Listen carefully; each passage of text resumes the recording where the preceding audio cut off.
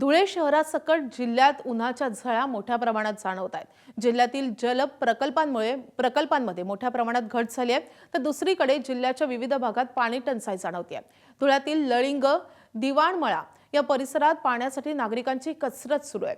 पिण्याचं पाणी वेळेवर मिळत नसल्याने विहिरीवर पाणी भरण्यासाठी सकाळपासूनच मोठी गर्दी होती आहे। जिल्ह्यासाठी तब्बल 2 कोटींचा टंचाई आराखडा तयार करण्यात आलाय, मात्र पाणी टंचाईच्या प्रश्नावर ठोस उपाययोजना करण्यात आलेल्या नाहीत। आढावा घेतलेला आहे आमच्या प्रतिनिधींनी। धुळे शहरासह जिल्ह्यात तापमानाचा पारा 45 अंशापर्यंत गेल्याने जिल्ह्याच्या उष्णतेत मोठी वाढ झाली आणि त्यासोबतच जिल्ह्यातील जलसाठ्यांमध्ये सुद्धा घट होऊ लागली आणि याचा फटका जो आहे तो ग्रामीण भागातील नागरिक असतील, शहरी भागातील नागरिक असतील यांना बसताना पाहायला मिळतोय। सध्या ग्रामीण भागामध्ये पाणी टंचाईची झळ जी आहे ती जाणवू लागलेली आहे। आपण जर बघितलं तर दिवाणमळा या गावात आता आपण आहोत आणि या ठिकाणी आपण जर बघितलं तर सकाळपासून महिलांची जी काही गावातली विहीर आहे त्या विहिरीवरती पाणी भरण्यासाठी मोठी गर्दी होत असल्याचं पाहायला मिळतं आहे आणि सकाळपासूनच या ठिकाणी ही गर्दी होत असल्याने पिण्याचं पाणी असेल, रोजचं वापरण्याचं पाणी असेल, हे भरण्यासाठी या ठिकाणी गर्दी होते आहे।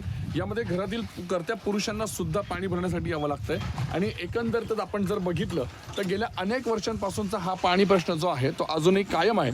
मात्र गावातील नागरिकांना रोज वेळेवरती पाणी मिळत नाही, जे पाणी मिळतं ते सुद्धा विकत घ्यावं लागतं। अशा प्रकारची परिस्थिती या ठिकाणी असल्याचं गावकऱ्यांचं सांगणं आहे। त्यामुळे उन्हाळ्याच्या पार्श्वभूमीवरती एकीकडे जिल्ह्यामध्ये टंचाई आराखडा जरी 2 कोटी रुपयांपर्यंतचा तयार करण्यात आलेला असला, त्याचा अहवाल शासनाला पाठवण्यात आलेला असला, तरी दुसरीकडे मात्र या सगळ्या पार्श्वभूमीवरती या टंचाई आराखड्यावरती अजूनही कुठल्याही उपाययोजना करण्यात आलेल्या नाही। त्याच्यामुळे नागरिकांना, ग्रामस्थांना पाण्यासाठी भटकंती जी आहे ती आता सुरू झालेली आहे। अजून मेचा पूर्ण महिना काढायचा आहे, जूनमध्ये पावसाला कधी सुरुवात होईल हे निश्चित नाही। त्यामुळे एकंदरीतच पुढील काही दिवस आता नागरिकांना पाण्यासाठी जी भटकंती आहे ती करावी लागणार का, हा महत्त्वाचा प्रश्न। या पार्श्वभूमीवरती जिल्हा प्रशासनाने तात्काळ उपाययोजना कराव्यात आणि ग्रामस्थांना पाणी तात्काळ मिळून द्यावं अशी मागणी ग्रामस्थांमधून होताना पाहायला मिळते। धनंजय दीक्षित, एबीपी माझा, दिवाणमळा। ते काही वर्षापासून पाणी येत नाही गावामध्ये। पाणी येतं 3 दिवसाआड येतं, ते पण पूर्ण येत नाही। त्याच्यामुळं पिण्यासाठी पाणी भरायला एका शेतात विहिरीवर यावं लागतं। तर माझं एक मत आहे की ग्रामपंचायतने लक्ष दिलं पाहिजे, गावाकडे पाणी आलं पाहिजे। धुळे शहरात 45 तापमान आहे, त्याच्यामुळं ग्रामपंचायतने लक्ष दिलं पाहिजे, लोकांची काळजी घेतली पाहिजे।